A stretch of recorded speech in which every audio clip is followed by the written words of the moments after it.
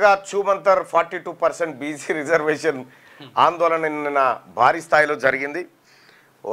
గర్జనలు, చూసుకుందాం, తేల్చుకుందాం, ఆ తర్వాత ఎట్లా రాదో చూద్దాం, మెడలు వంచుతాం, తొడలు కొడతాం, ఈ అన్ని కార్యక్రమాలు నిన్న దిగ్విజయంగా పూర్తయిపోయినాయి. సో వాట్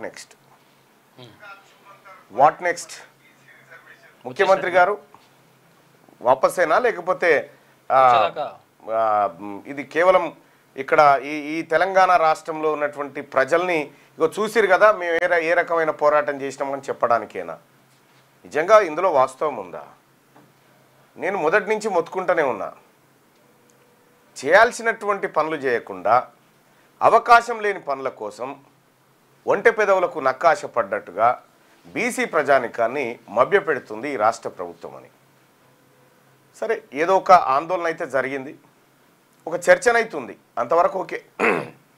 కానీ ఎండేంటి దానికి ఎండు నిన్న ముఖ్యమంత్రి గారు చెప్పినటువంటి ఒక మాటను పరిశీలిస్తే మనకు అర్థమవుతుంది. ఇక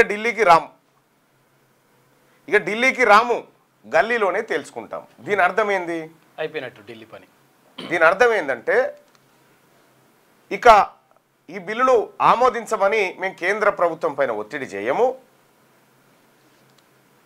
కానీ లోకల్ బాడీ ఎలక్షన్ మాత్రం పోతాం. లోకల్ బాడీ ఎలక్షన్స్కి వచ్చిన తర్వాత నేను ఇదే చెప్తారు, వచ్చిన తర్వాత ఇదే చెప్తారు, మీరు చూడండి అని చెప్పిన కదా, అది ఆన్నే చెప్పేసారు అనుకో.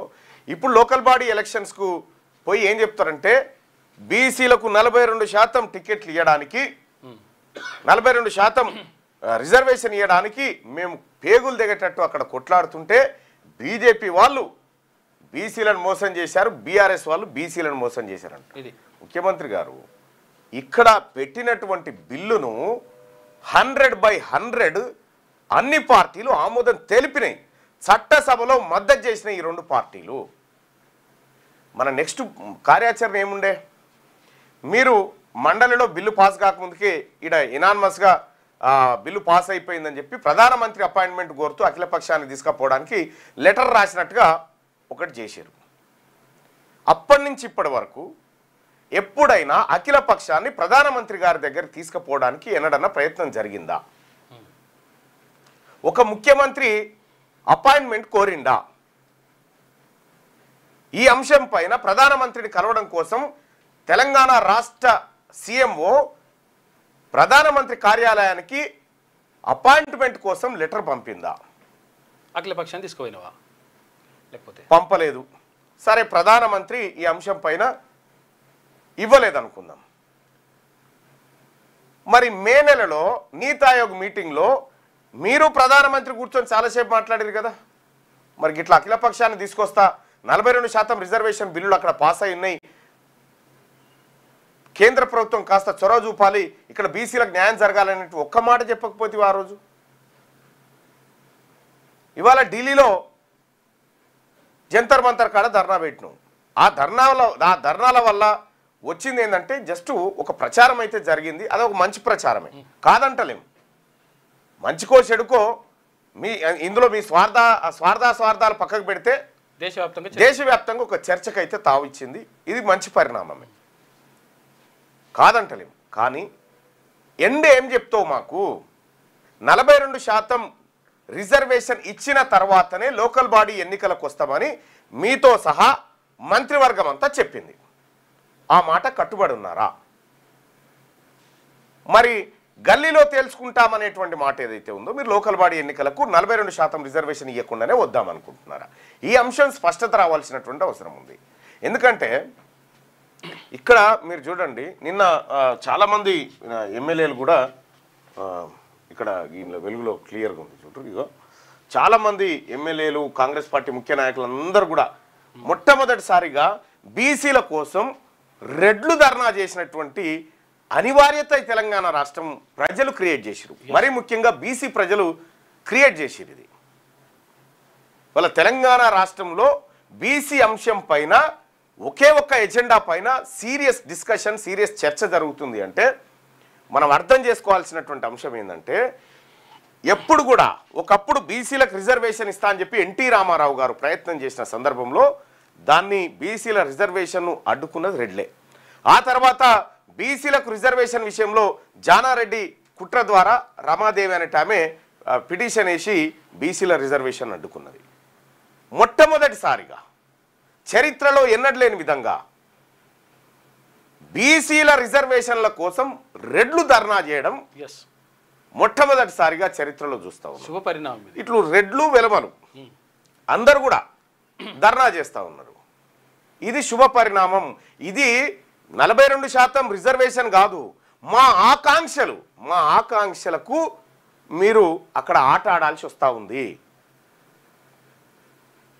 ఎస్, గర్వంగానే చెప్తా ఉన్నాం.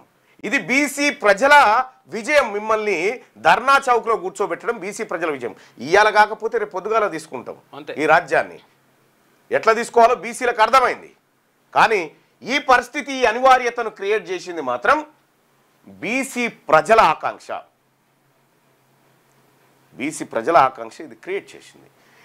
ఇక్కడ ఓన్లీ కాంగ్రెస్ పార్టీలో ఉన్న వాళ్ళు కూర్చుంటాం, బీజేపీకి బాధ్యత లేదని కిషన్ రెడ్డి గారు వాళ్ళు హామీ ఇచ్చారు, వాళ్ళే నెరవేర్చారు అనేటువంటి బాధ్యతారాహిత్యమైనటువంటి ప్రకటన ఏదైతే ఉందో, కిషన్ రెడ్డి గారు మీకు మీ భారతీయ జనతా పార్టీ బీసీల పట్ల మీ వైఖరి ఏంది చెప్పండి, క్లారిటీ ఇవ్వండి. సో ముస్లింలకు పక్కకు పెట్టండి. మీరు మతపరమైన రిజర్వేషన్లు అని చెప్తా ఉన్నారు. ఎక్కడ కూడా మతపరమైన రిజర్వేషన్లు ఇప్పటివరకు ఇయ్యలేదు, ఇయ్యరు కూడా. దాన్ని ఎవరు కూడా అంగీకరించరు. బీసీలో ఉన్నటువంటి ముస్లింస్ మిగతా గుజరాత్లో ఎట్లా ఇస్తా ఉన్నామో, మిగతా యూపీలో ఎట్లా ఇస్తా ఉన్నాం, మిగతా చోట్ల ఎట్లా ఇస్తా ఉన్నాం. ఇప్పుడు ఈడబ్ల్యూఎస్ లో ముస్లింలు ఉన్నారు కదా, మరి మీరు పంచక తినే కాడ మాత్రం ఏ ఇబ్బంది లేదా? అది వద్దు అని చాను. ఇప్పుడు ప్రకటన ఈడబ్ల్యూఎస్ కోటాలో ఈడబ్ల్యూఎస్ లో ముస్లింలు వద్దు అని చెప్పి ఒకసారి ఇప్పుడు చెప్తా ఏ ముస్లిం వర్గాలు ఉన్నాయో ప్రకటన ఒకసారి. ఈడబ్ల్యూఎస్ కోటా తెచ్చింది మీరే కదా. ఎకనామికల్లీ వీకర్ సెక్షన్కి సంబంధించి అసలు ముస్లింలు వద్దు, అయితే ఒకవేళ దీన్ని రద్దు చేయండి, ఈ ఈడబ్ల్యూఎస్ వద్దు మాకు అని చెప్పండి. ఇప్పుడు ఇట్లా ఈ బీసీల గురించి చెప్తున్నావు కదా.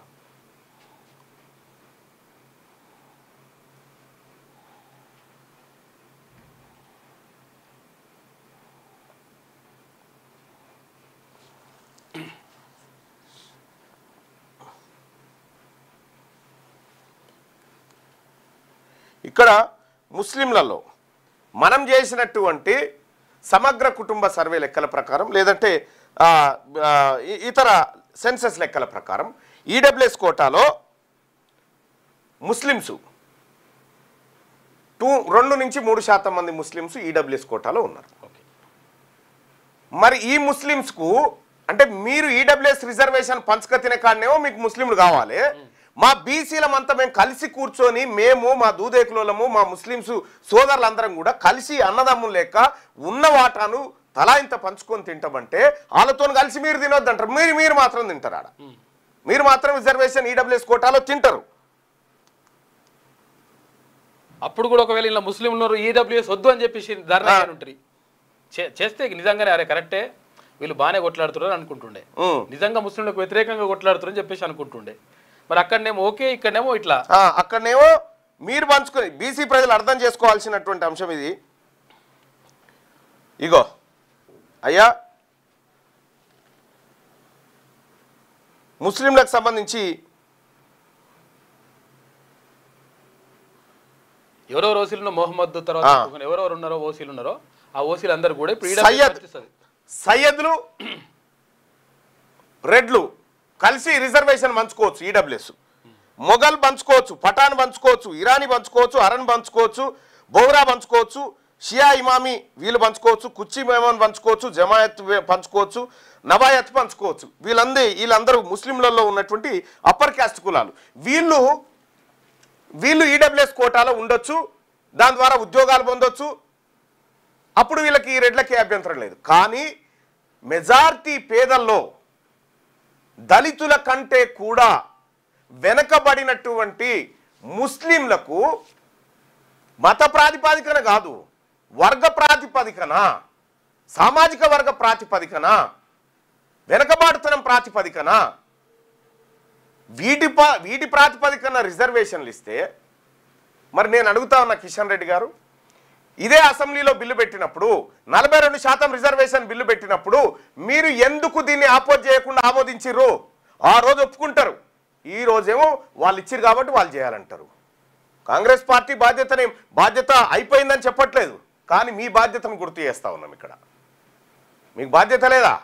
అట్లయితే అక్కడ ముస్లిం ఉన్నారు మేము వద్దు అని చెప్పేసి ఎందుకనలే మరి ఒకవేళ ఎందుకనలే ఆ రోజు అసెంబ్లీలో అనొచ్చు కదా, ఆ రోజు అనాలి కదా, అసెంబ్లీ నుంచి బైకాట్ అని చేయాలి కదా, ఏకగ్రీవంగా చేస్తారు మీరంతా. సభల్లో నేనే కదా బీసీ బిల్లుకు మద్దతు తెలుపమని నేనే మహేశ్వర్ రెడ్డి గారి దగ్గరకు వచ్చి కూర్చొని బీసీ నాయకులను పట్టుకొని పోయి కూర్చొని అన్నా మద్దతు చేయండి అన్న, ఇది బీసీల ఆత్మగౌరవానికి సంబంధించినటువంటి అంశం అన్న, మా వాటా కోసం చేస్తున్న పోరాటం అన్న, మేము ఎవరిది గుంజుక తింటలేం, మాది మాకు కావాలని చెప్పి నేను మహేశ్వర్ రెడ్డి గారి దగ్గరకు వచ్చి కూర్చున్నా కదా ఆ రోజు. అప్పుడు ఎస్ అన్న మేము ఇస్తున్నాం మద్దతు అన్నారు. పోనోళ్ళని కూడా పోయి కలిస్తే ఆఖరికి బీఆర్ఎస్ పార్టీ నాయకుల కేటీఆర్ దగ్గరికి, ఆ తర్వాత హరీష్ రావు గారి దగ్గరికి, వీళ్ళ దగ్గర పోయి కూడా రిక్వెస్ట్ చేసిన నేను బీసీ బిల్లు విషయంలో అందరి మద్దతు ఉండాలి, దీనికి ఎవరు విలన్లు కాకూడదు అనేటువంటి మాట చెప్పిన. ఇలా కిషన్ రెడ్డి గారు మీకు బాధ్యత లేనట్టుగా ఈడబ్ల్యూఎస్ కోటా తీసుకొచ్చింది మీరు, ఆ కోటాలో ముస్లింలను కలిపింది మీరు. మరి బీసీలలో ఉన్నటువంటి ముస్లింలు ఏం కావాలి, వాళ్ళు ఎట్టుపోవాలి ఆ బిడ్డలంతా? సచార్ కమిటీ నివేదిక ఏం చెప్పింది? ఈ దేశంలో దళితుల కంటే ఎక్కువగా ముస్లింలే పేదవాళ్ళుగా మిగిలిపోయినారని చెప్పింది కదా. మరి వాళ్ళు మనుషులు కాదా? వాళ్ళని ఆదుకోకూడదా మనం? వాళ్ళ బతుకులు ఏం కావాలి ఇప్పుడు? ఎస్ పక్కా పేద ముస్లింలు బీసీలలో ఉన్నారు, వాళ్ళు మా బిడ్డలే, బీసీలే, వాళ్ళకు కూడా న్యాయం దక్కాల్సిందే. వాళ్ళని మత ప్రాతిపాదికన చీల్చి వాళ్ళనికి రిజర్వేషన్ బీసీల నోట్లో మన్నిపోయాలని భారతీయ జనతా పార్టీ చూస్తే భారతీయ జనతా పార్టీకి ఈ రాష్ట్రంలో పుట్టగతులు కూడా ఉండవు. అది వెనుకబడతరంగా ఇచ్చిన ఏం చెప్పాలి కిషన్ రెడ్డి గారు? ఎస్ తెలంగాణ ప్రజల, మరీ ముఖ్యంగా బీసీ ప్రజల ఆకాంక్షను మేము గుర్తిస్తా ఉన్నాం. ఎస్ మేము నరేంద్ర మోడీ గారితో అరే చిన్నజీఆర్ స్వామికి అపాయింట్మెంట్ ఇప్పిస్తూ బీసీలకు సంబంధించినటువంటి ఒక్క డెలిగేషన్ ఇక్కడ తీసుకుపోయి ప్రధానమంత్రిని కలిపియారా? మీ తరఫున కలిపి జూలై 30 తారీఖు నాడు చిన్నజీఆర్ స్వామి అమెరికాలో ఉంటే పిలిపించి అపాయింట్మెంట్ ఇప్పించి కల్పించినావు. ఇక్కడ బీసీ ప్రజలు దశాబ్దాలుగా అన్యాయానికి గురై మా వాటా, మా అధికారం, మా ఇస్సా, మా ఇజ్జత్ అని చెప్పని అంటా ఉంటే నువ్వు కనీసం తీసుకుపోయి ప్రధానమంత్రిని కలిపియకపోతే కిషన్ రెడ్డి గారు, కలిపియకపోగా మీదికెళ్ళి వాళ్ళు అన్నారు కాబట్టి వాళ్ళు ఇవ్వాలి. మరి నరేంద్ర మోడీ గారు అన్నారు కదా అనేకమైనటువంటి అంశాలు, మరి మీరేనా బాధ్యులు దానికి అన్నిటికీ? మీరే చేయాలి. మరి మీరు చెప్పినటువంటి మేనిఫెస్టో ఇన్ని కోట్ల ఉద్యోగాలు, ఇంత ఎకానమీ, ఇంత కథ, ఇంత లెక్క అని చెప్పి కిషన్ రెడ్డి గారు అట్లా మాట్లాడడం తగదు. మీరు చొరవ తీసుకోండి. ఎస్ రేవంత్ రెడ్డి గారు రాహుల్ గాంధీ గారు ఆదేశం మేరకు ఏదో ప్రయత్నం చేసిండు, ఆడికి వేడు ధర్నా కార్యక్రమం దేశవ్యాప్తంగా చర్చ పెట్టిను. అంతవరకు ఆయన చేసిన పన్ను అప్రిషియేట్ చేస్తా ఉన్నాం. కానీ ఎండు పాయింట్ ఏంది? అందుకోసమే కిషన్ రెడ్డి గారు మీకు రిక్వెస్ట్ చేస్తా ఉన్నాం, తెలంగాణ బీసీ ప్రజల తరఫున ఎట్లాగో ఎంఆర్పిఎస్ విషయంలో మీ చొరవ మామూలు చొరవేం కాదు, ఆ విషయంలో మంచి పని చేసిరు. ఏది వర్గీకరణ విషయంలో మీరు తీసుకున్న చొరవ గొప్పదే. కిషన్ రెడ్డి గారు ఆ విషయంలో మీ చొరవను సేమ్ బీసీలకు సంబంధించినటువంటి చొరవలో కూడా మీ పాత్ర ఎందుకు ఉండకూడదు? మెజారిటీ పీపుల్ ఇక్కడ మీ పాత్ర ఎందుకు ఉండకూడదు? అసెంబ్లీలో ఓకే, పార్లమెంట్లో నయ్యా. ఒక పార్టీ రెండు విధానాలతో ఉండొచ్చునా? మీరు ముస్లింల పేరు చెప్పి రిజర్వేషన్ అడ్డుకుంటే తెలంగాణ రాష్ట్రంలో ఉన్నటువంటి బీసీ ప్రజలు ఎవరు కూడా భారతీయ జనతా పార్టీకి కనీసం ఓటు కూడా వేయరు. మరి ఆ పరిస్థితి తెచ్చుకోకండి ముఖ్యమంత్రి గారు. మీరు కూడా కేంద్ర మంత్రులకు బండి సంజయ్ గారు ఉన్నారు, కిషన్ రెడ్డి గారు ఉన్నారు, వీళ్ళిద్దరికి లేఖ రాయండి. లేఖ రాసి ఈ తెలంగాణ ప్రజల పక్షాన అఖిల పక్షాన్ని తీసుకుపోయి ప్రధానమంత్రిని కల్పించడం కోసం, ఈ పార్లమెంట్ సమావేశాల ముందే కల్పించడం కోసం ఒక లేఖ రాయండి, అపాయింట్మెంట్ అడగండి. మీరు రాసేటువంటి లేఖ ప్రజాక్షేత్రంలో పెట్టండి, ప్రజలే ఒత్తిడి తెస్తారు, ప్రజలే మాట్లాడతారు దాని మీద. ఇది చేయకుండా మేము అక్కడ ధర్నా చేసి వచ్చినాం ఇప్పుడు చూడ్రి, ఇదేమో ఎన్పీటీసీ జెడ్పీటీసీ సర్పంచ్ ఎన్నికలకు సంబంధించినటువంటి లోకల్ బాడీ రిజర్వేషన్, ఆ తర్వాత ఉద్యోగాలు విద్యకు సంబంధించిన రిజర్వేషన్. ఇదే రిజర్వేషన్ ఎమ్మెల్యే ఎంపీలకు సంబంధించిన రిజర్వేషన్ పోరాటం అయితే వీళ్ళందరూ కూర్చుందిరా? వీళ్ళందరి పదవులు పోవు కదా, బీసీలకు వచ్చు కదా, కూసోకపోదురు, చిన్న చిన్నవి కదా ఇక్కడ, ఈ బుడ్డబుడ్డే. కాబట్టి ఆల్రెడీ లోకల్ బాడీ ఎన్నికల్లో ముఖ్యమంత్రి గారు లోకల్ బాడీ ఎన్నికల్లో 50% బీసీల చేతుల్లోనే ఉన్నాయి. ఇప్పటికీ మనం కొత్తగా 42 ఇచ్చి చేయాల్సింది ఏం లేదు. మాకు కావాల్సింది వేరు. నీకు నిజంగా వాటా కావాలి, మాకు వాటా కావాలంటున్నాం, వాళ్ళు ఇస్తలేరు అంటున్నారు. కాబట్టి వాళ్ళు ఇస్తలేరు కదా, మీ 15% మీరు తీసుకొని పక్క జరగండి, మిగతాదంతా మేము చూసుకుంటాం. అది భారతీయ జనతా పార్టీ ఇంకోట. కాంగ్రెస్ పార్టీ ముందు బీసీ సమాజం నుంచి నేను ఒక ప్రతిపాదన పెడతా ఉన్నా. మీ పార్టీలో 42% టికెట్లు మాకు ఇచ్చుడు కాదు, 15% టికెట్లు మీరు ఏడ తీసుకుంటారో చెప్పురి. ఆ 15% మీరు చేసినటువంటి కులగణన లెక్కనేగా ఆ 15% తీసుకొని పక్క జరుగురు. ఈ బీసీలం మిగిలిందంతా మా బీసీలం, మా పేద వర్గాలం, మా ఎస్సీలం, ఎస్టీలం, మైనార్టీలం మేము అందరం తీసుకుంటాం, మేము పంచుకొని తింటాం. మీ 15 అయితే మీకు కడుపు నిండుతుంది కదా, 15 మంది ఉన్నారు కదా, ఆ 15 అయితే కడుపు నిండుతుంది కాబట్టి అది తీసుకోరి. మీరు 15 బిర్యానీ తీసుకోరు, తినురి. కానీ ముఖ్యమంత్రి గారు చాలా సీరియస్గా గమనిస్తుంది తెలంగాణ ప్రజానికం. మరీ ముఖ్యంగా గ్రామీణ ప్రాంతాల్లో అరుగుల మీద కూర్చొని కూడా ఆలోచన చేస్తూ ఉన్నారు బీసీ ప్రజలు. అరే అమ్మ ఏమైపోయారా చూసిరా, మన దగ్గరకు వచ్చేసరికి ఎట్లా ఉందో, వాళ్ళ ఈడబ్ల్యూఎస్ కోటాను ఎట్లా అమలు చేసుకురో, మన దగ్గరకు వచ్చేసరికి ఎంత ప్రాబ్లం క్రియేట్ చేస్తున్నారు అనేది స్పష్టంగా అర్థమవుతూ ఉంది. కాబట్టి నేను చెప్తా ఉన్నా, ఇటు బీఆర్ఎస్ పార్టీకి కూడా చెప్తా ఉన్నా, నీవు బీసీలను కాదని ఏమీ చేయలేవు. కేటీ రామారావు గారు, హరీష్ రావు గారు అటర్ ఫ్లాప్ అయిపోయింది, ఆ సభకు రాహుల్ గాంధీ రాలేదు, ఖర్గే గారు పక్కనే ఉండి పట్టించుకోలేదు అనేటువంటి వ్యాఖ్యలు చేస్తూ ఉన్నారు.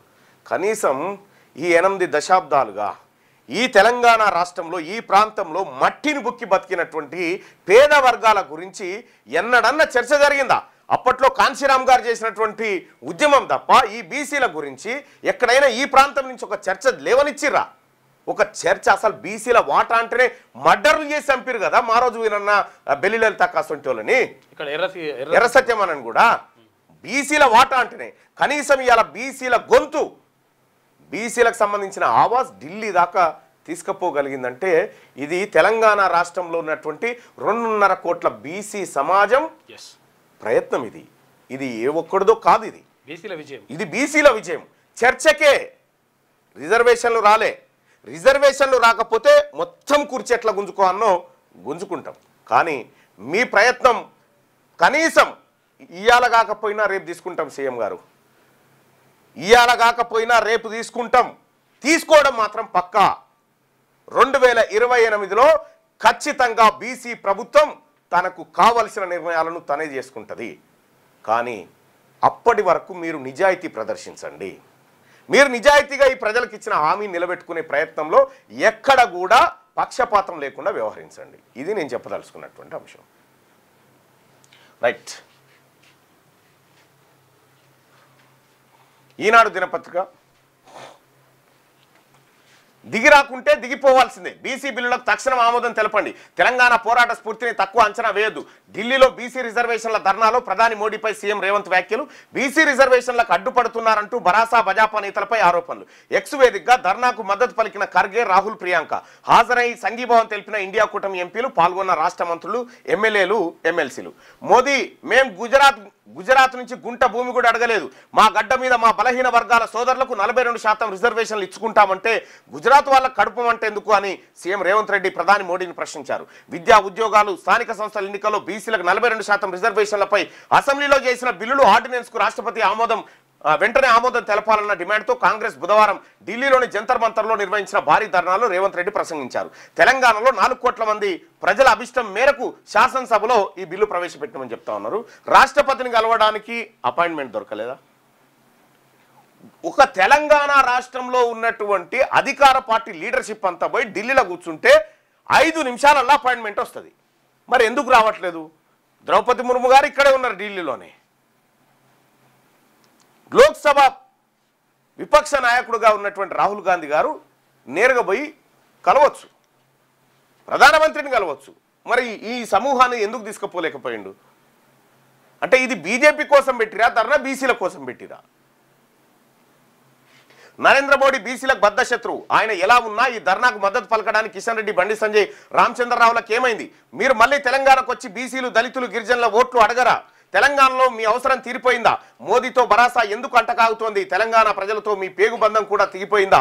ఈ ధర్నాకు మీరు ఎందుకు రాలేదని చెప్పి ఢిల్లీలో రేవంత్ రెడ్డి గారు అడుగుతా ఉన్నారు. నిన్న చాలా మంది మాట్లాడేది కూడా.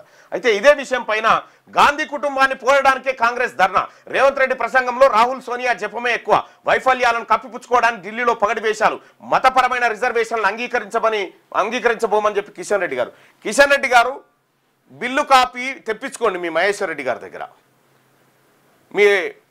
మీ పార్టీ నాయకుడు ఉన్నారు కదా, సభా నాయకుడు, మీకు మీ భారతీయ జనతా పార్టీకి మహేశ్వర్ రెడ్డి గారు బిల్లు కాపీలు తెప్పించుకోండి, లేకపోతే నేను పంపిస్తా.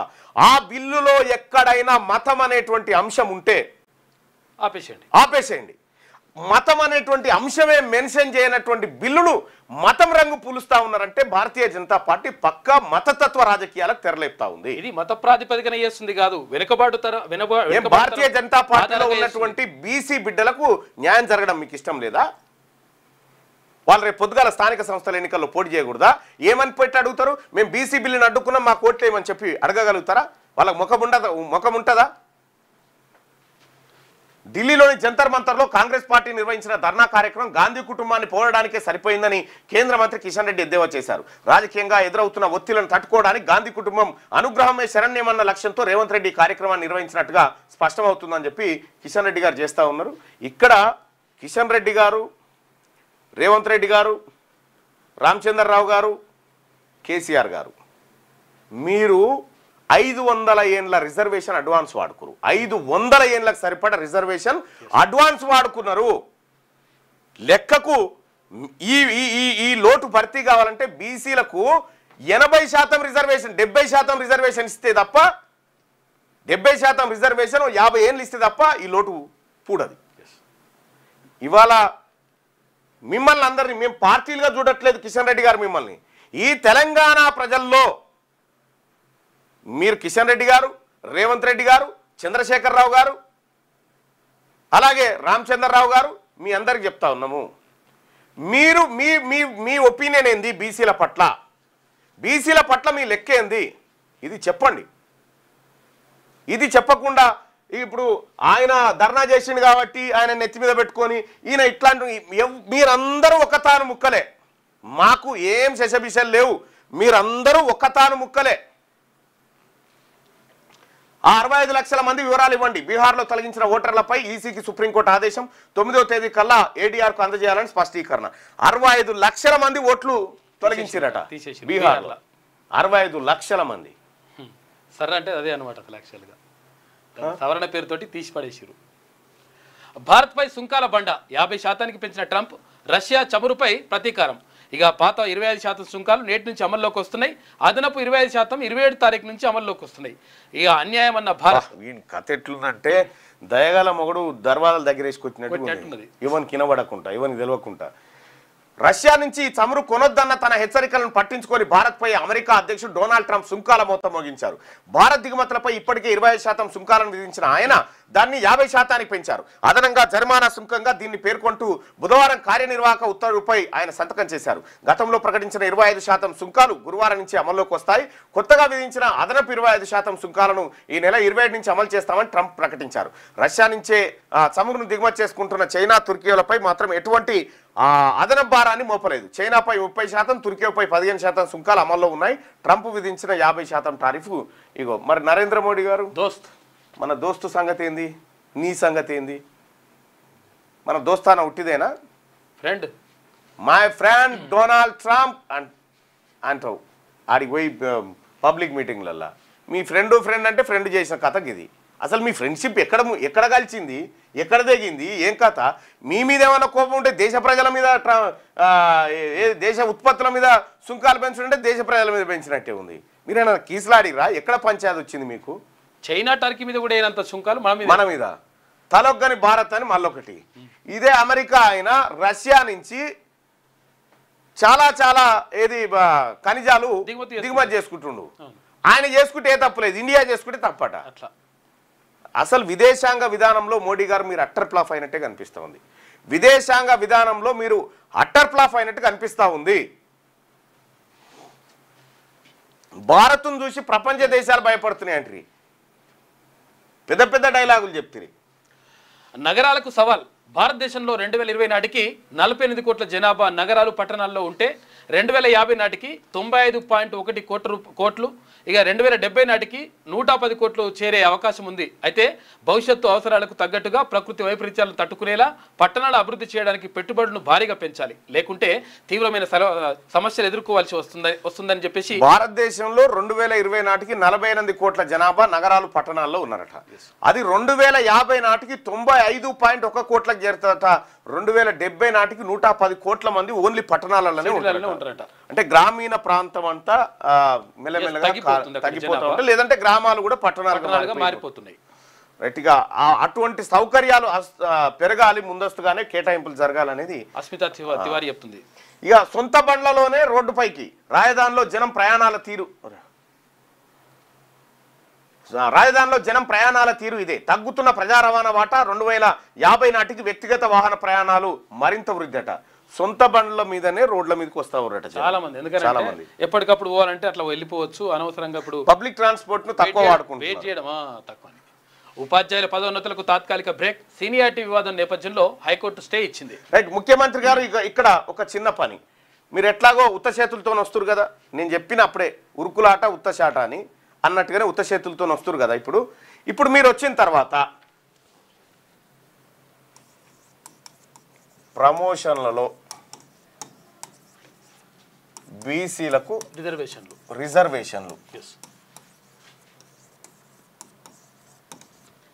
ప్రమోషన్లలో బీసీ ఉద్యోగస్తులకు రిజర్వేషన్లు ఇవ్వండి.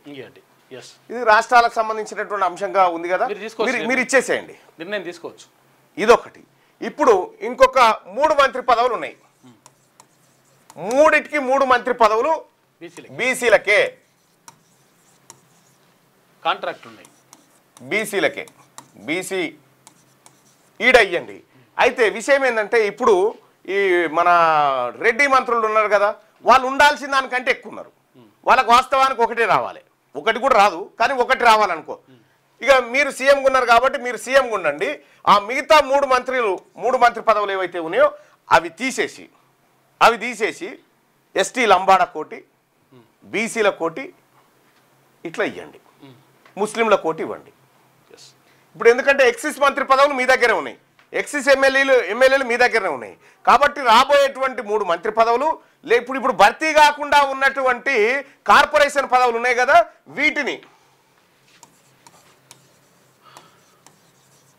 పూర్తిగా బీసీలకు ఇచ్చినా సరిపోవు.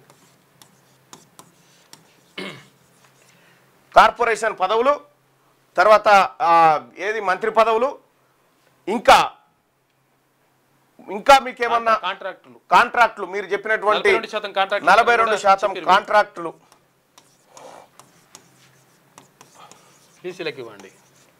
ఇది ఇంకో విషయం ఏంటంటే ఇవి అన్ని ఇవ్వడానికి మీకైతే ఇబ్బంది లేదు. ఇప్పుడు మీరు చేసుకోవచ్చు, ఏ ఇబ్బంది లేదు. ఎందుకంటే ఇక్కడ అడ్డుకుంటేడు కూడా లేడు, సుప్రీంకోర్టు అడ్డుకోదు, ఐక్యరాజ్య సమితి కూడా అడ్డుకోదు, అంతర్జాతీయ న్యాయస్థానం కూడా అడ్డుకోదు. కాబట్టి ఇవ్వడానికి మీకే ఇబ్బంది లేదు కదా.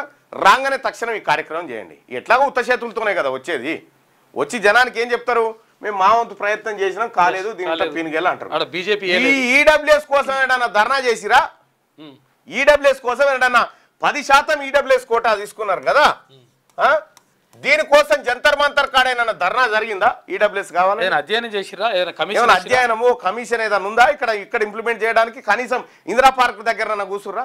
మీరు రిజర్వేషన్లు తీసుకోవడానికి ధర్నాలు లేవు, ఏం లేదు, మీ అంతలో మీరు సంతకాలు పెట్టుకొని ఇంప్లిమెంట్ చేసుకుంటారు. మాకిచ్చే కాడనేమో ధర్నాలు, పెద్ద పోరాటం, అది పెద్ద పోరాటం. మళ్ళీ స్లాబ్ ఇక్కడ ఈడబ్ల్యూఎస్ కోటా ఏం రిఫ్లెక్ట్ చేసింది? విద్యా ఉద్యోగాలలో రిజర్వేషన్ స్లాబ్ను క్రాచ్ చేసి వెళ్ళిపోయింది. నువ్వు విద్యా ఉద్యోగాలలో క్రాచ్ చేయి, నువ్వు కూడా బీసీల విషయంలో క్రాచ్ చేయి. అడిగినప్పుడు సుప్రీంకోర్టు అడిగితే ఇట్లా క్రాస్ అంటే అగో ఇది క్రాచ్ చేసిరు కదా, అప్పుడు ఒప్పుకున్నావు, ఇప్పుడు ఎందుకు ఒప్పుకోవని చెప్పి మనం అడుగుతాం. నిరుద్యోగులందరూ లోకల్బాడీల విషయంలో, రాజకీయాల విషయంలో దాటింది దాంట్లో. ఆ కార్యక్రమాలు ఇంప్లిమెంట్ చేయ ముఖ్యమంత్రి గారు. మీరు చిత్తశుద్ధితో ఉన్నారని మేము కూడా అనుకుంటాం. ఇప్పుడు ఏం చేయాలి? మీరు 42% తీసుకొస్తే పూలదండలు అని చెప్పినాం, ఇప్పుడు నల్ల జెండాలు నిరసనే. మీరు చేసింది ఏమి లేదు.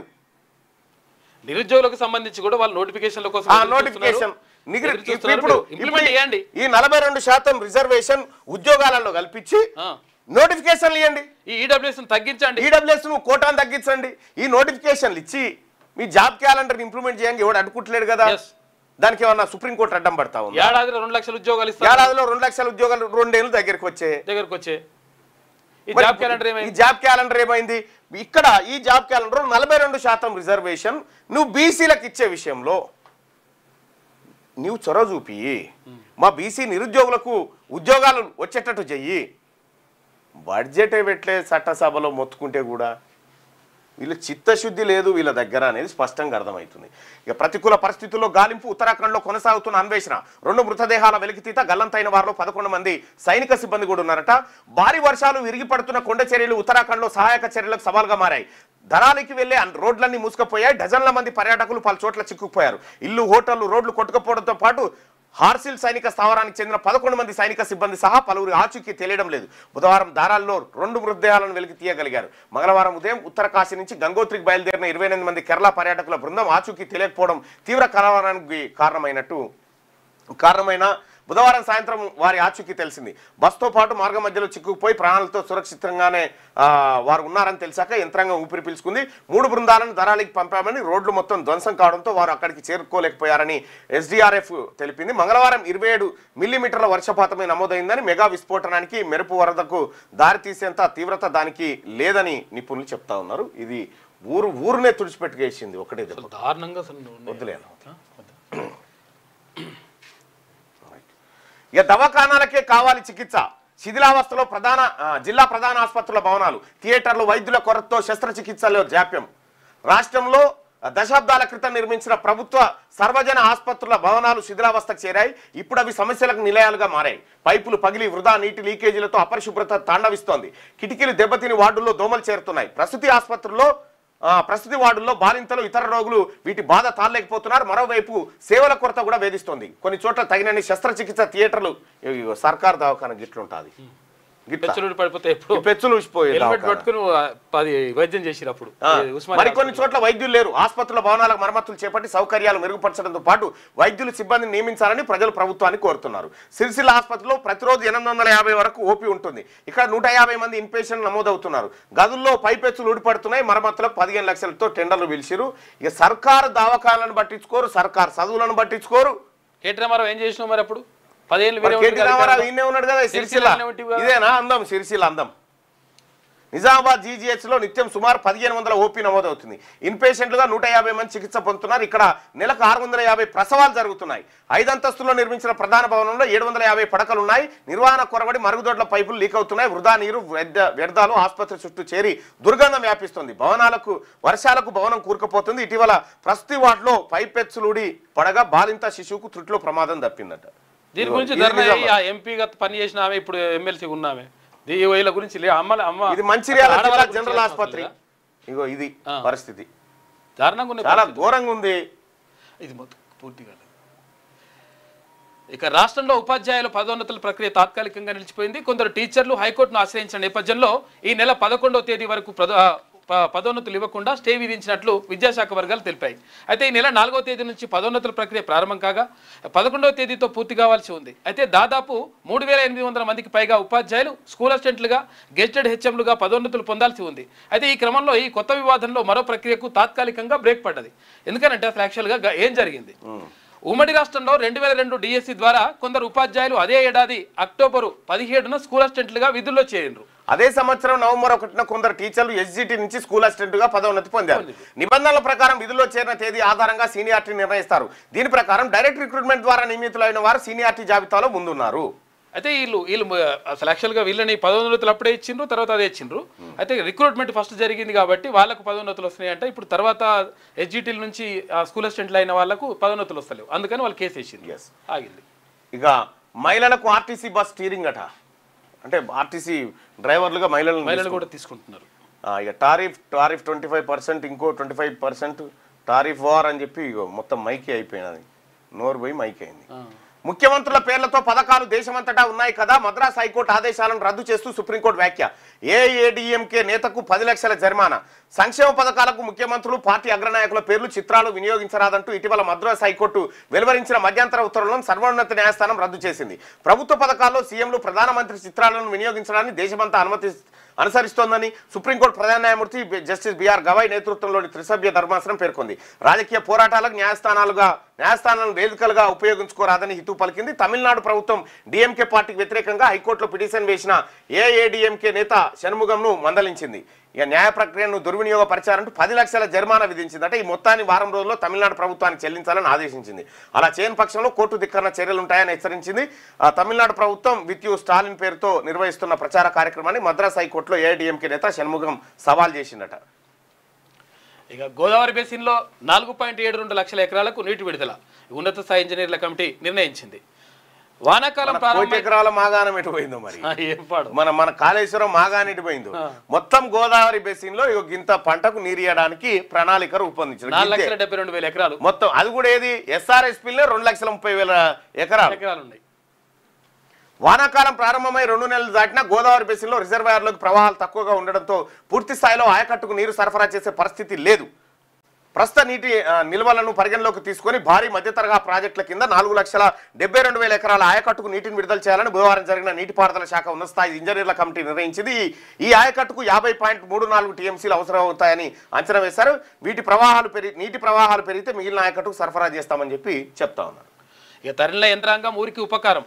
గ్రామాల్లో నెలకొన్న సమస్యలపై క్షేత్రస్థాయిలో అధ్యయనం, ప్రభుత్వ పథకాల అమలు తీరును తెలుసుకునే క్రమంలో యాదాద్రి భువనగిరి జిల్లా కలెక్టర్ హనుమంతరావు పల్లె నిద్ర కార్యక్రమాన్ని శ్రీకారం చుట్టారు. బుధవారం రాత్రి రాజపేట మండలం దూది వెంకటాపురం గ్రామాన్ని సందర్శించారు. గ్రామ పంచాయతీ కార్యాలయం ఆవరణలో మహిళా సంఘాల సభ్యులు స్థానికులతో గ్రామ సభ నిర్వహించారు. గ్రామంలో సమస్యలను అడిగి తెలుసుకున్నారు. ఇందిరమ్మ ఇల్లు, రేషన్ కార్డులు, పింఛన్లు, రేషన్ దుకాణాల్లో సన్నబియ్యం పంపిణీ, ఉపాధి హామీ పథకం తదితరాలను సద్వినియోగం చేసుకుంటున్న తీరుపై ఆరా తీశారు. గ్రామానికి ఆర్టీసీ బస్సు నడపాలని గ్రామస్తులు కోరగా గురువారం నుంచి గ్రామానికి బస్సు నడిపేలా చూస్తారని హామీ ఇచ్చారు. అనంతరం పంచాయతీ భవనంలో నిద్రపోయారు. యాదాద్రి కలెక్టర్ అయితే ఇది అదృష్టమే. యాదాద్రి జిల్లా ప్రజలకైతే అదృష్టం. గొప్ప కలెక్టరు, గొప్ప మనసున్న కలెక్టర్. ఫస్ట్ ఆఫ్ ఆల్ ఆయన సేమ్ భాస్కర్ రావు గారు, ఆయన అంతే మంచి కలెక్టరేట్ లో మాత్రం మంచి యంత్రాంగం ఉంది. ఇక వీళ్ళని ఇక్కడనే కొనసాగించాలనేటువంటి డిమాండ్లు కూడా వస్తాయి. ఎందుకంటే ఆయన ఎడ్యుకేషన్ విషయంలో కానీ నేను ఒక ప్రతిపాదన పెట్టిన, సార్ నేను ఇట్లా కలెక్టర్ గారు ఇట్లా పిల్లలకు గవర్నమెంట్ స్కూల్ పిల్లలకు షూస్ ఇస్తానంటే ఆయన మస్తు ప్రోత్సహించిండు, నన్ను మస్తు ప్రోత్సహించిండు, కార్యక్రమానికి వచ్చిండు, మస్తు ప్రోత్సహించిండు. ఆయన చొరవతోటి నేను ఒక స్కూల్లో ఒక మండలము అనుకున్నా, కానీ నియోజకవర్గం అంతా నాతోని షూస్ ఇప్పించేలాగా పేద పిల్లల కాళ్ళకు బూట్లు ఉండాలి మల్లన్న గారు చాలా మంచి కార్యక్రమం చేస్తారనేటువంటి ప్రోత్సాహం ఇచ్చిండు. ఆయన భాస్కర్ రావు గారు కానీ వాళ్ళు ఎప్పటికప్పుడు ప్రజల సంక్షేమాన్ని కోరే అధికారులు చాలా రేరుగా ఉంటారు. మా యాదాద్రి భువనగిరి జిల్లా అదృష్టం చేసుకుంటేనే ఇటువంటి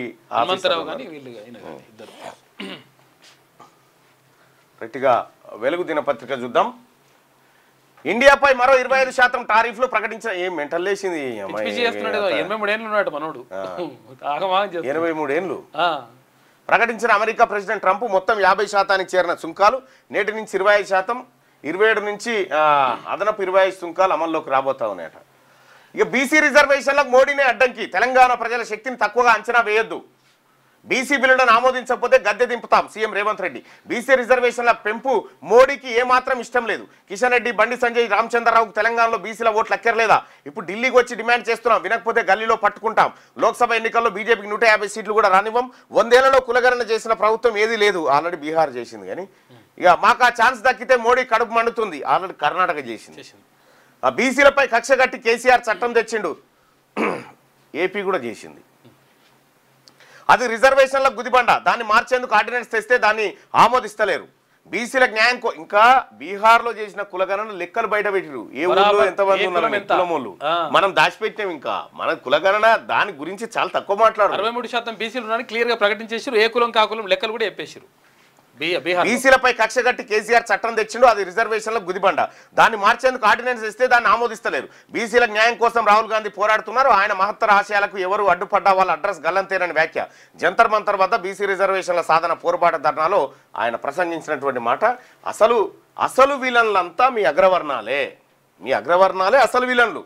నిజంగా మాకు రిజర్వేషన్ వచ్చేది ఉంటే ఈ ధర్నా వెనక బ్యానర్ బీకేసి రిజర్వేషన్లు వద్దని పెట్టే రకం. మీ వెంట మేము ఉంటాం, బీసీ రిజర్వేషన్ల కోసం పార్లమెంట్లో గలం విప్పుతాం, జంతర్ మంతర్ ధర్నాలో ఇండియా కూటమి ఎంపీలు వెల్లడించారు. అంటే ఐక్యంగా పోరాడదాం, బీసీ రిజర్వేషన్లు సాధించుకుందాం, జంతర్ మంతర్ ధర్నాలో మంత్రుల పిలుపు. బీసీ ధర్నా సక్సెస్, రాష్ట్రం నుంచి 2000 మందికి పైగా హాజరు, మద్దతుగా తరలి వచ్చిన ఇండియా కూటమి ఎంపీలు, ఆహ్వానించినా స్పందించని బీజేపీ బీఆర్ఎస్ నేతలు. ఇక తెలంగాణకు న్యాయం జరిగే వరకు ఇండియా కూటమి మొత్తం మద్దతుగా నిలుస్తుంది. ఈ దేశం ఎవరి ఇష్టాల మేరకు నడవదు, రాజ్యాంగం ప్రకారం నడుస్తుంది. రేవంత్ మా సోదరుడు. ఒక కార్యకర్తను మీరు సీఎం చేశారు. 42% రిజర్వేషన్ల విషయంలో రేవంత్ పేరు చరిత్రలో నిలిచిపోతుంది అని చెప్పేసి జై తెలంగాణ అని సుప్రియా సూలే ఎన్సీపీ నేత బీసీ రిజర్వేషన్ల కోసం తెలంగాణ ప్రభుత్వం చేస్తున్న పోరాటానికి డిఎంకే మద్దతు ఉంటుందని చెప్పి కనిమొలి చెప్తే, దేశంలో తొలిసారి తెలంగాణ సర్కార్ శాస్త్రీయంగా కులగణన చేసింది, దాన్ని ఆదర్శంగా తీసుకోవాలని కేంద్రాన్ని కోరుతున్నా అని చెప్పి మధ్యప్రదేశ్ మాజీ ముఖ్యమంత్రి దిగ్విజయ్ సింగ్ అన్నారు. ఇక హామీ ఇచ్చిన వాళ్ళే అమలు చేయాలి. బీసీ రిజర్వేషన్లపై కేంద్ర మంత్రి కిషన్ రెడ్డి బట్టగాల్చి బీజేపీ మీద వేస్తామంటే ఊరుకోం. కామారెడ్డి డిక్లరేషన్లోని అంశాల ఊసెత్తడం లేదు. గాంధీ కుటుంబాన్ని పోవడానికే ఢిల్లీలో సభ పెట్టారని చెప్పి ఆయన విమర్శిస్తా ఉన్నాడు. రాజకీయ విమర్శ వరకు ఓకే, దాన్ని యాక్సెప్ట్ చేస్తాం, కానీ వాస్తవమైనటువంటి పరిస్థితుల విషయంలో నీ చొరవ అవసరం. బీఆర్ఎస్ మాజీ ఎమ్మెల్యేలు మాతో టచ్ లో ఉన్నారు. త్వరలో సిట్టింగ్ ఎమ్మెల్యేలు కూడా చేరతారు. రామచంద్రరావు అయిపోయి విలీనమే, ఇంకా ఏం చేసేదేముంది. ఈడీ విచారణకు విజయ్ దేవరకొండ. ఇక బెట్టింగ్ యాప్స్ కేసులో ఎంక్వైరీ జరుగుతుంది.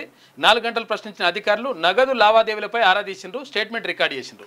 నేను ప్రమోట్ చేసింది బెట్టింగ్ యాప్ కాదు అని చెప్పేసి విజయ్ అంటున్నారు. మరి ఏం చేసినావు? ఇప్పుడు ఈ దేవరకొండల పిల్లగానికి ఏమైందంటే, ఈ బెట్టింగ్ యాప్లు, ఈ ఆన్లైన్ బెట్టింగ్ యాప్లు ఏదో ప్రమోట్ చేసిండు. మరి ఆ పిల్లగానికి తెలుసో లేదో తెలియదు. పోయి ఆ పంచాయి దేవరకొండల పిల్లగాని నెత్తికి పడ్డది. బెట్టింగ్ యాప్ కు ఈడీ విచారణకు పిలిస్తే పోయిందట. నేను ఆటలు చేసినా ఇది చేయలేదు అంటున్నాను. మేడిగడ్డ వద్దు, 9 ఎట్టి మేలు. కేసీఆర్ కు 2015లోనే తేల్చి చెప్పిన రిటైర్ ఇంజనీర్ల కమిటీ 152 మీటర్లు కాకుంటే 151 లేదా 150 మీటర్ల ఎత్తులోనైనా బ్యారేజీ నిర్మించుకోవచ్చని సూచన. మహారాష్ట్రను ఒప్పించే ప్రయత్నం చేయాలని సలహా. ఒప్పుకోకుంటే వేమనపల్లి వద్ద కట్టుకోవచ్చని రిపోర్ట్. మేడిగడ్డ వద్ద నిర్మాణం ఏమాత్రం మంచిది కాదని హెచ్చరిక. ఎక్స్పర్ట్ సలహాలను పట్టించుకోకుండా కాళేశ్వరం కట్టి నిండా ముంచిన కేసీఆర్. తుమ్మిడెట్టికి 2009లోనే 236 టీఎంసీలకు హైడ్రాలజీ క్లియరెన్స్, 205 టీఎంసీలకు క్లియరెన్స్ ఇస్తూ 2014లో నాటి కేంద్ర మంత్రి ఉమాభారతి లేఖ, నాటి లేఖలు ఎక్స్పర్ట్ కమిటీ రిపోర్ట్లన్నీ బయటకు వచ్చినాయట. కేసీఆర్ దొంగతనం ఇంకా చాలా బయటపడుతుంది, చాలా బయటపడుతుంది. ఈ లోపే బీజేపీలో విలీనం చేస్తే ఏమన్నా బచాయిస్తారు, కానీ లేకపోతే చూస్తున్నట్టు మాఫీ కోసం. ఇక పుష్ప 2 తొక్కిసలాట కేసు సిఎస్ కు ఎన్హెచ్ఆర్సీ నోటీసులు జారీ చేసింది. సంజయ్ థియేటర్ ఘటనకు ప్రభుత్వం బాధ్యత వహించాలి. మృతురాలు రేవతి కుటుంబానికి 5 లక్షల రూపాయలు పరిహారం చెల్లించాలి. భారీ సంఖ్యలో జనం వస్తారని తెలిసి భద్రత ఎందుకు కల్పించలేదు? ప్రజల ప్రాణాలు కాపాడంలో పోలీసులు నిర్లక్ష్యంగా వ్యవహరించారు. కేసు దర్యాప్తుకు సంబంధించి 6 వారాల్లో సమగ్ర నివేదిక ఇవ్వాలని చెప్పేసి సృష్టి కేసు సిబిఐకి ఉన్నతాధికారుల నుంచి ఒపీనియన్ కోరిన ప్రభుత్వం ముగిసిన A3, A6 నిందితుల కళ్యాణి, సంతోష్ కస్టడీ, తిరిగి చెంచాల్గూడ జైలుకు తరలింపు. డాక్టర్ సమర్థను మరోసారి కస్టడీకి ఇవ్వాలని పోలీసుల పిటిషన్. తాజాగా 9 మంది అరెస్టు, 26 చేరిన నిందితుల సంఖ్య. సృష్టి టెస్ట్ ట్యూబ్ సెంటర్, సంతాన సాఫల్య కేంద్రం మంచిగా ఉంది. ఇంకా చాలా ఉన్నట్టున్నాయి. ఈ సంతాన సాఫల్య కేంద్రాలను పట్టాలి. ఉత్తరకాశీలో కేరళ వాసులు 28 మంది గల్లంతు దొరికిరటలే. వార్త అప్డేట్ కాలేదు. ఆంధ్రజ్యోతి చూద్దాం. దేశంలోనే ఎంతో విశిష్టత కలిగిన హైదరాబాద్ మౌంటెడ్ పోలీస్ విభాగంలో నారీ శక్తి కూడా భాగమైంది. ఇన్నాళ్ళు పురుషులు మాత్రమే ఉన్న ఈ అశ్వదళంలో ఇప్పుడు 10 మంది మహిళా పోలీసులు కూడా చేరారు.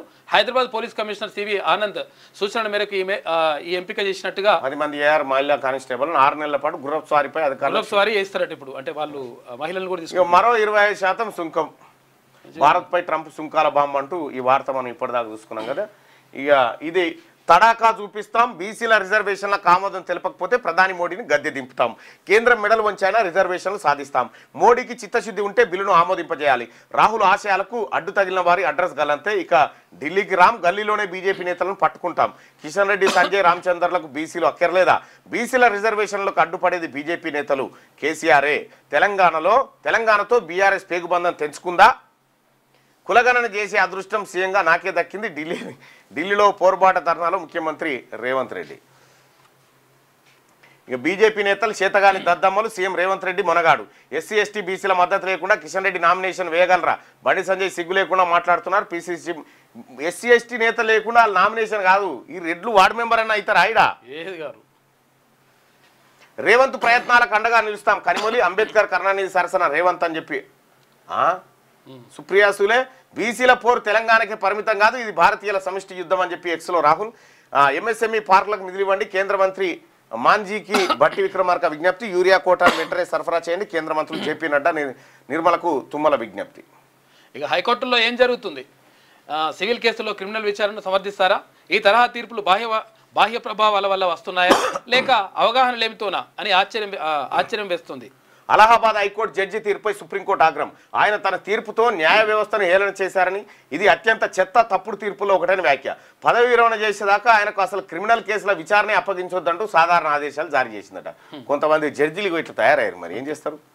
ప్రకటనలో సీఎం ఫోటో తప్పేం కాదు, మీ రాజకీయాలకు కోర్టును వాడుకోవద్దు అన్న డిఎంకే ఎంపీపై సుప్రీం సీరియస్ అయింది. 10 లక్షల జరిమానా విధించిన కోర్టు. 80 మంది శిశువుల విక్రయం, పిల్లలు లేని దంపతులతో సృష్టి చెలగాటం. ఒక్కొక్కటిగా వెలుగులోకి డాక్టర్ నమ్రత అరాచకాలు. సరోగసి పేరుతో నయవంచన, అడ్డగోలుగా శిశు విక్రయాలు, పిల్లల అంతర్రాష్ట్ర అక్రమ రవాణా ముఠాలతో లింకులు. 25 కోట్ల దాకా సృష్టి మోసాలు. పోలీసుల దర్యాప్తులో వెల్లడి. నమ్రత ఆమె కొడుకు జయంత్ కృష్ణ బ్యాంకు ఖాతాల స్తంభన. నమ్రతపై గైనకాలజిస్టు ఫిర్యాదు. 8కి చేరిన సృష్టి మోసాల కేసులు.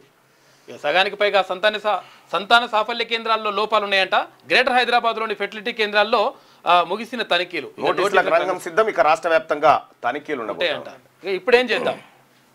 కేసీఆర్ తో హరీష్ రావు భేటీ అయ్యిండు. పవర్ పాయింట్ ప్రెజెంటేషన్ ప్రభావం, ప్రభుత్వ ఆరోపణలు తిప్పికొట్టడంపై చర్చ. ఢిల్లీలో కాంగ్రెస్ ధర్నా అంశంపైన చర్చ జరుగుతారు. ఆ చర్చ అది కాదు, అది విలీనం చర్చ.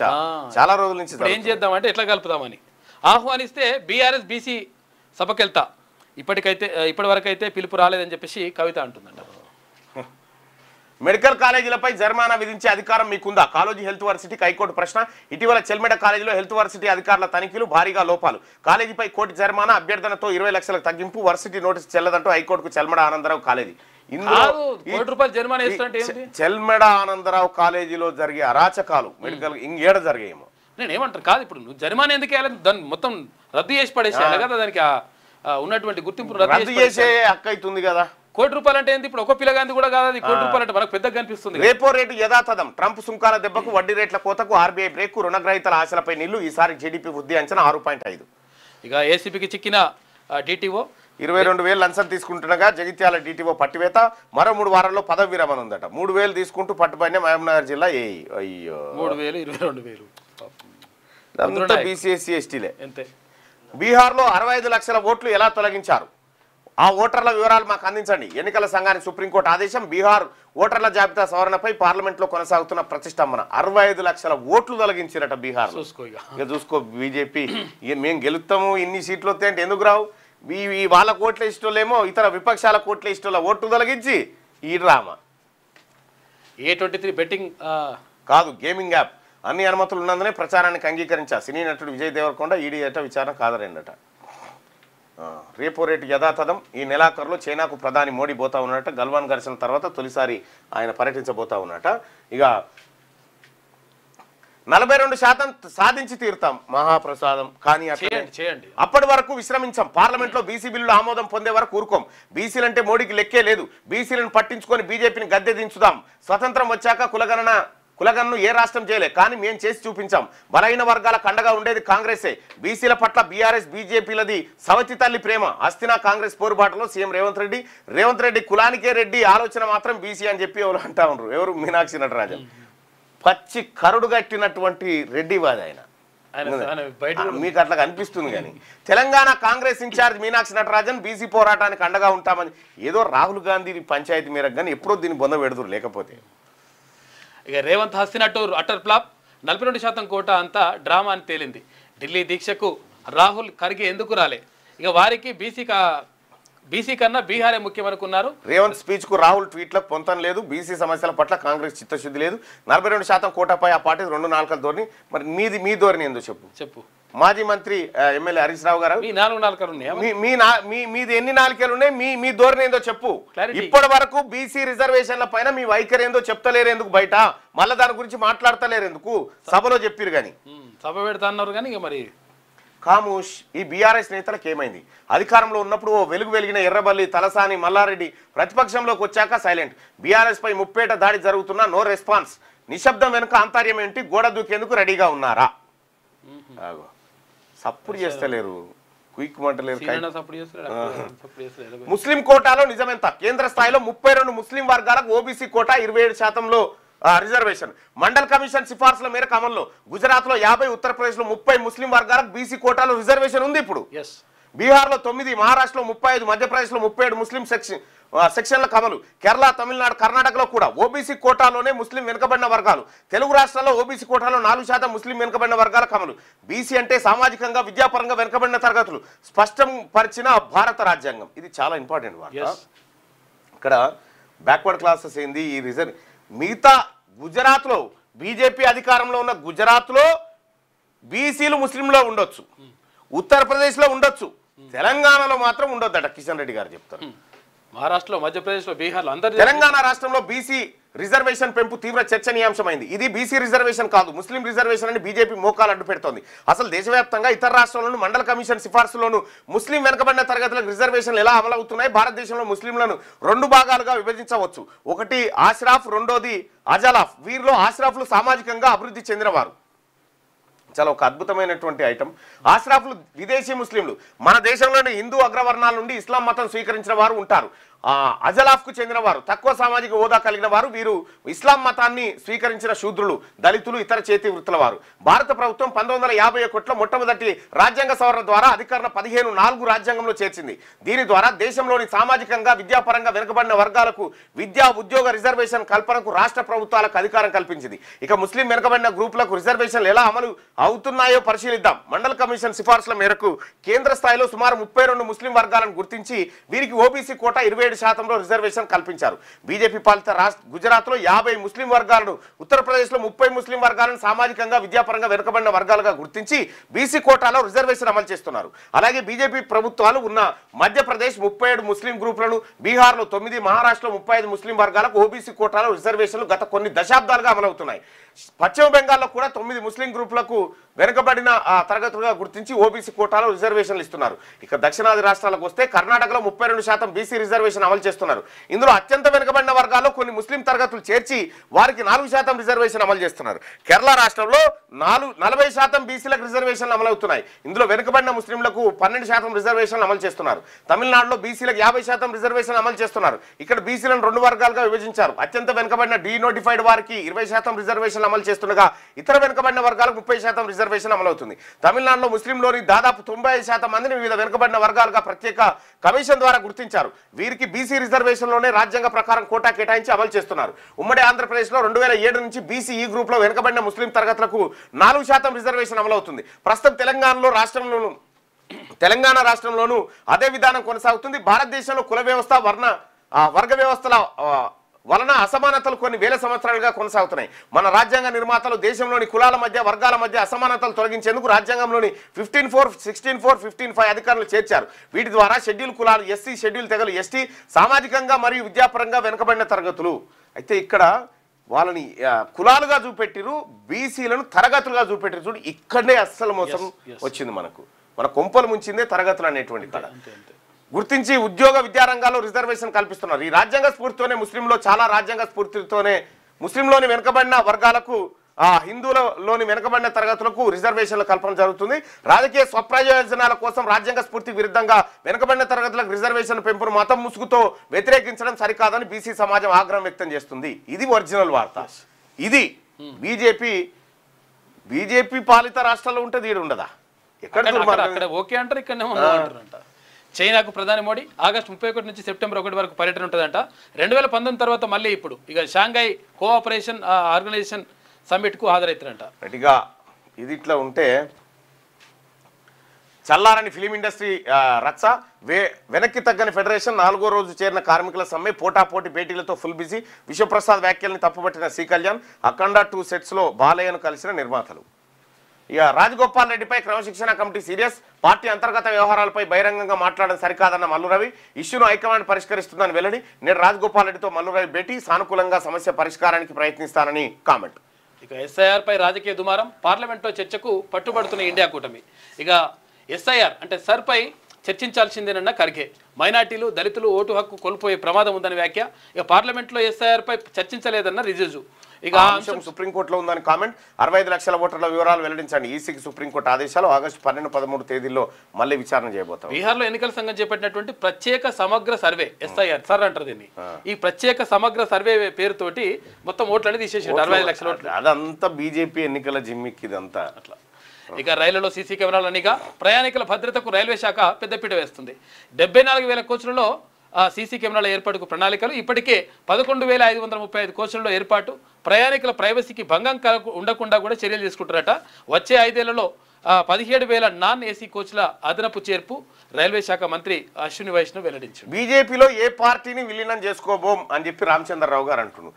ఏ పార్టీని విలీనం చేసుకోబోం అంటారు కదా, ఏ పార్టీ నాయకుని కూడా విలీనం చేసుకోమని చెప్పురు. అది కూడా ఎప్పుడు వాళ్ళకి మొత్తం అందరు జాయిన్ అయిన తర్వాత ఇక బొంత వస్తేంది సిరిగితేంది. తెలంగాణలో బీజేపీ ప్రభావం పెరుగుతుంది. ఇతర పార్టీల నాయకులు బీజేపీ వైపు చూస్తున్నారు. నాయకత్వంపై నమ్మకం లేక బీజేపీలో చేరడానికి సిద్ధమవుతున్నారు. బీసీ ధర్నా పేరుతో ఢిల్లీలో కాంగ్రెస్ నాటకం. 42% రిజర్వేషన్లు మొత్తం బీసీలకే కేటాయించాలి. టీబీజేపీ అధ్యక్షుడు రామచంద్రరావు. నేను తప్పు చేయలేదు, మరి ఎవరు చేసిరు? గేమింగ్ యాప్ మాత్రమే ప్రమోట్ చేశా. దీనికి చాలా రాష్ట్రాల్లో చట్టబద్ధత ఉంది. నాపై తప్పుడు ప్రచారం సరైంది కాదు. నా తప్పు ఏమైనా ఉంటే కోర్టులు తేల్చుతాయి. ఇక సినీ హీరో విజయ్ దేవరకొండ విజయ్ను 4.5 గంటల పాటు విచారించింది ఈడీ. ట్రంప్ మరో టారిఫ్ బాంబ్. భారత్ ఎగుమతులపై అదనంగా 25% సుంకాల విధింపు. ఎగ్జిక్యూటివ్ ఆర్డర్స్ పై సంతకం. మొత్తం 50% కానున్న పన్ను భారం రష్యా ఆయిల్ కొనుగోలు చేయడమే కారణం అని చెప్పి ఒక వార్త చూస్తా ఉన్నాం. ఇంకా కేసీఆర్ బీఆర్ఎస్ పార్టీని బీజేపీలో విలీనం చేసిన తర్వాత ఆయనని గవర్నర్గా పంపాలనేది ఒక చర్చ జరుగుతున్నట్టుగా మనకు సమాచారం ఉంది. ఆయనని గవర్నర్గా పంపి కేటీ రామారావును పూర్తి స్థాయిలో రాష్ట్ర బీజేపీ కీలక నేతగా మలసాలనేటువంటి ఒక చర్చ జరుగుతున్నట్టుగా తెలుస్తుంది. అయితే వాస్తవానికి కేసీఆర్ సరే మంచి ఉద్యమకారుడు, మంచి ఉద్యమకారుడు. అతని స్ట్రాటజీ, అతని వాక్చాతుర్యము ఇదంతా కూడా ఉద్యమానికి చాలా పనికొచ్చింది. పరిపాలన విషయంలోనే చెడిపోయిండు కేసీఆర్. అంటే చెడిపోయిండా చెడగొట్టినా తెలియదు. అతనికి పెద్దగా భూకర్ ఏముండకపోతుండే. మరి అతన్ని తండ్రి నడం పెట్టుకొని పిల్లలు చేసిన కథన ఏందో తెలియదు. నిజంగా చెప్పాలంటే కేసీఆర్ అటువంటి అంటే తినాలన్న ఆలోచన లేదు, పేరు రావాలన్న ఆలోచన ఉండే. అతనికి పేరు మీద మాత్రమే ఆలోచన, తిండి మీద లేకుండే. అతన్ని చెడగొట్టిరు. ఈ కొడుకు బిడ్డ కలిసి చెడగొట్టినట్టు అనిపిస్తా ఉంది.